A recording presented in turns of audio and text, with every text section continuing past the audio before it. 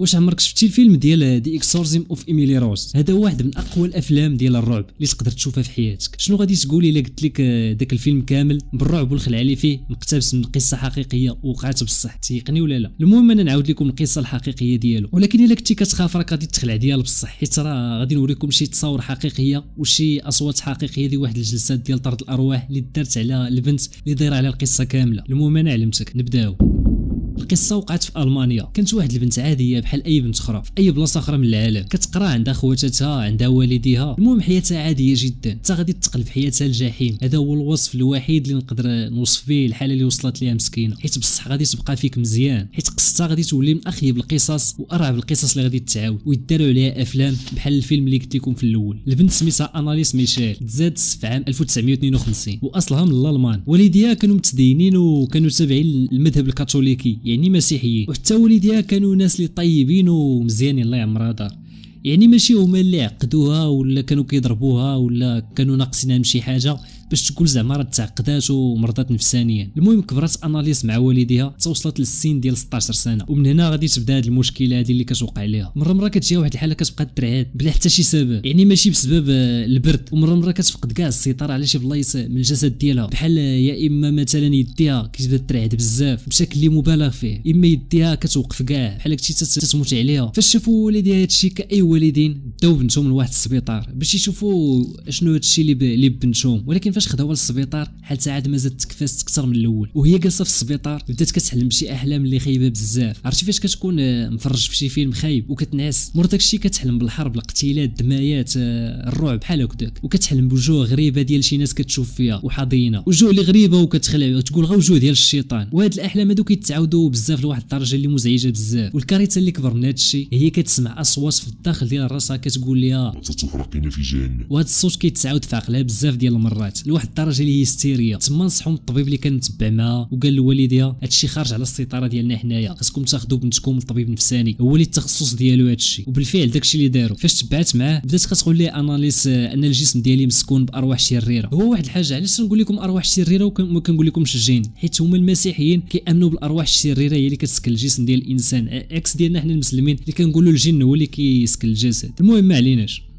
وقالت ليه كاينين شي اصوات في عقلي كتقول لي ندير شي حوايج اللي ما باغاش انا نديرهم بزز مني، ولكن الطب النفسي ما كيامنش بهذا الشيء ديال المس والسحر وسكني شي حاجه. قال لي هذا الشيء غير هلاويس ووساوس قهريه مركزه لك في الدماغ ديالك وهما اللي كيديروا لك هذا الشيء. هذا الشيء خلى اناليست تفقد الامل في العلاج النفسي، وهضرت مع والديها باش يشوفوا لها شي قس ولا شي وسيط روحي هو اللي يجي يشوف لها شنو بها ويشخص الحاله ديالها ويقدر يعاونها باش تقدر تعالج. المهم والديها داروا لها خاطرها وبداو كيمشيو للكنائس باش يقلبوا على شي قس باش يدير لبنتهم جلسات ديال طرد الارواح. كيما حنا عندنا كنجيبوا شي راقي هو اللي كيرقينا، ولكن للاسف الطلب ديالهم ما تقبلش. والسبب اللي خلى الطلب ديالهم يترفض هو ان دوك القساوسه ما يمكن لهمش يجيو يديروا شي جلسه مع شي واحد حتى توفر فيه شي شروط باش يتاكدوا بصح بان داك الانسان مسكون ماشي شي مرض نفساني. هذاك ولا كان شي مرض نفساني يمشي يشوف شي طبيب نفساني. ومن هاد الشروط خص داك الانسان يكره اي حاجه متعلقه بالدين بحال الصليب، شي حاجه متعلقه بالدين، يكون كيهضر بشي لغه اللي غريبه اللي ما عمره ما قراها ولا تعلمها في شي بلاصه، او اللي يتعدى على عائلته، او تكون عنده شي قوه خارقه اللي ما كانش عنده من قبل. هكذا هما كيعرفوا واش بنادم بصح ساكنه شي روح شريره. في الاول اناليس ما كانش فيها هادشي، ولكن من بعد اناليس غادي تولي حالتها اكثر من هادشي كامل اللي قلت لكم دابا. هاد الشروط كامله غادي توفر فيها وغادي تولي فيها واكثر من هادشي كاع. اناليس بدات كتعدى على عائلتها وكتسبهم وتكره الدين وكتعض اي واحد قرب منها وتقمشو. كانت الا لقات شي صليب ولا شي كتاب ديال الدين كتهرسو وتقطعو. كانت مره كتوقف وطيح بلا سبب بحال شي واحد كيدفعها، بحال تقول شي واحد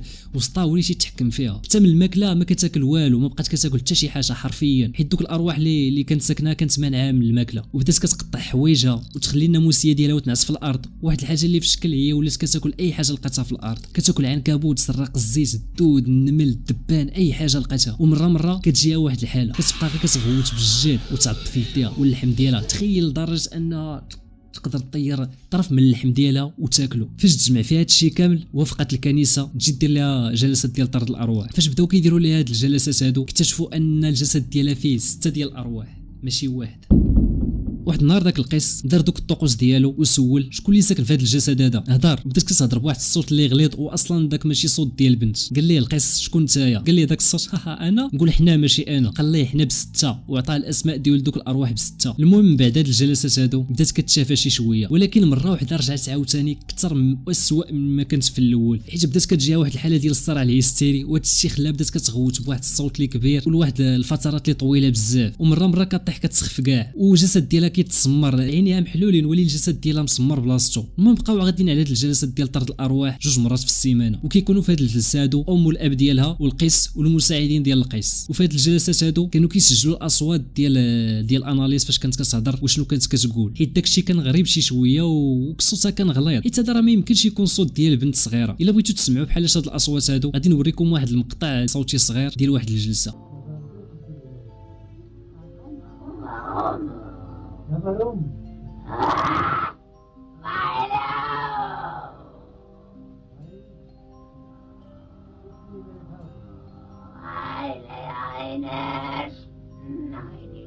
هو صراحه كيخلع هذا الشيء، وغادي نخلي لكم تحت في الديسكريبشن واحد الفيديو فيه تسجيلات بزاف باش اللي بغى يسمع اكثر ويتاكد. المهم اناليس وصلت لواحد الدرجه ديال ولاو خاصها 3 ديال الرجال باش يشدوها، عادي بداو يديروا ليها دوك الجلسات. تخيلوا معايا بنت صغيره ما كتاكل والو لدرجه ان الوزن ديالها نزل ل 40 كيلوغرام، قل من 40 كيلوغرام كاع، وحتى الناس ما كانش كتنعسوا، يعني الجسم ديالها صافي تستنزف. وواخا هكذاك كانوا خاصين 3 ديال الرجال باش يشدوها باش يبداو يديروا عليها دوك الطقوس. يعني منين جات هاد القوه هذه؟ وشي بعض المرات كاع ولاو كيربطوها مع السداري يكسر ديك القوه ديالها، كيربطوها بالكوردات ويربطوها بالحبال. اخر جلسه درتها اناليز كانت في 1976، وكانت اناليز صافي الجسم ديالها تستنزف كامل لواحد الدرجه اللي كبيره بزاف، ما بقاش فيها الجهد كاع، وكانت دخلتها شي امراض بحال الامراض الفريه والسخانه، ديك السخانه اللي كتكون كطيحك في الفراش، نيت ديك السخانه الصعيبه. اخر جمله قالتها اناليز اتوسل من اجل المغفره، جمله اللي غريبه ياك، ولكن قبل ما تموت غير واحد شي شويه دارت اناليز عند امها بحال هكذا وقالت لها امي انا خائفه، بواحد الصوت اللي ضعيف ومقتول، وهذه اخر كلمه قالتها وهي تموت مور داك الشيء. من بعد ما مات اناليز البوليس فتحوا تحقيق في هذا الشيء وداو الجثه للتشريح. من بعد التشريح خرجت النتائج ديال التشريح بلا اناليز مات بالجوع، وكون كلات غير شي شويه قبل كانت ما غاديش تموت. هذا الشيء خلى ماماتو وبابات اناليز والقسيسين والمساعدين ديالهم يتعرضوا للمحاكمه القضائيه بتهمه القتل غير العام، وتحكموا ب6 شهور ديال الحبس. واخا عياو دوك القساوسه ما يعطيو الادله على ان اناليز الجسد ديالها كان مسكون بالارواح وما كانوا كيديروها خدمتهم، ولكن القاضي ما قبلش منهم داك الشيء، وراو القاضي دوك التسجيلات الصوتيه ودوك الصور ديال اناليز ولكن بلا فايده. في واحد التسجيل صوتي ديال اناليز كانت واحد الحاجه اللي غريبه شي شويه، كانوا 2 ديال الاصوات كيدابزوا بيناتهم بحال هكا، مرات يتبدل الصوت هكذا مرات يتبدل الصوت هكذايا، وكانوا هاد الاصوات هادو مدابزين على شكون اللي غادي يخرج وشكون اللي غادي يبقى في هذا الجسد ديال اناليز، حاجه اللي في شكل ما كتدخلش للعقل. وتا داك الطبيب النفسي اللي كان دارت مع اناليز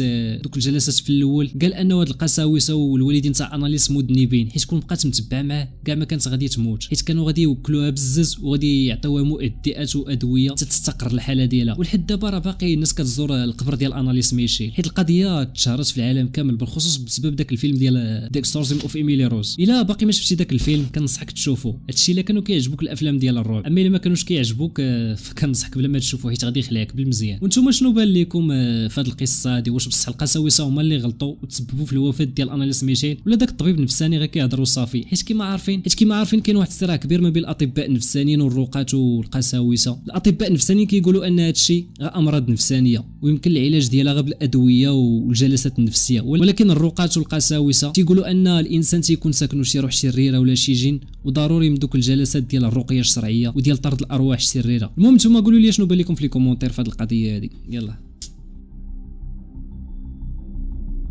فوالا هادشي اللي كاين في هذه الحلقه هذه. الا عجبتكم القصه كيف ما ديما ما تنساش واحد اللايك وابوني وشي كومونتير كتب فيه اي حاجه بغيتي.